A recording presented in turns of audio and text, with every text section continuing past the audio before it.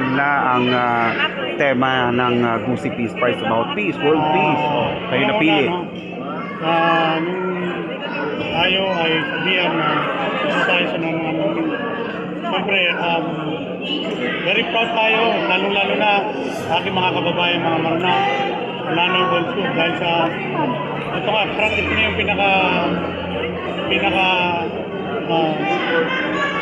masaya, alam niyo, yung maging kasama ka sa Gusi Peace Prize International. First time ito sa governor ng Muslim na mapasama dito. Siguro sa mga nagawa natin tungkol sa kapayapaan. Kaya ito para sa aking mga kababayan, Bangsamoro government, para sa kanilang lahat. Sir, ano po masasabi ninyo na sa lahat-lahat po, sabi niyo po, first time po ito para sa isang Muslim na governor. Sa lahat-lahat po, ikayo po yung napili. Ano po masasabi niyo po dito? Hanggang ngayon, hindi ko maintindihan kung paano ko sasabihin yan. Kasi,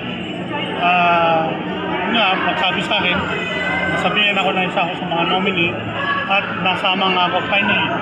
Nasama nga ako, nandito na tayo ngayon. Hindi po ini-expect na magiging kasama ang mga governor, lalo-lalo na sa pangkapayapaan. Dahil unang-una, nung nangyari yung Marawi Siege, alam niyo naman kung ano nangyari sa Marawi Siege. Sabi na natin na hindi kailangan masira ang Lanao del Sur, lalo na ang Marawi City. Ang kailangan natin bangon at unity sa bawat mamamayan ng Lanao del Sur. Masayang-masaya tayo. At itong award na ito ay para sa aking mga kababayan, mga Muslim.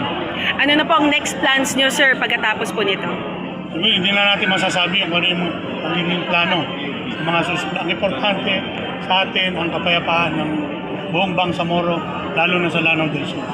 Sir, we heard na may mga bibisita ng mga laureates doon sa Marawi. Para anong gagawin nito? Meron bibisita sa mga laureate sa mga susunod na araw, lalo-lalo na sa November 29 dahil mag-unveil tayo ng Tree of Peace galing sa UNESCO. At very proud tayo dahil ang napili, nalagyan ng Tree of Peace ang Lanao del Sur sa loob ng Kapitolyo.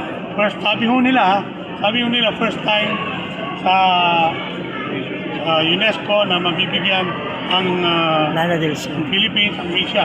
Kaya tayo ang napili na bigyan ng Tree of Peace. Kaya laking pasalamat natin sa UNESCO.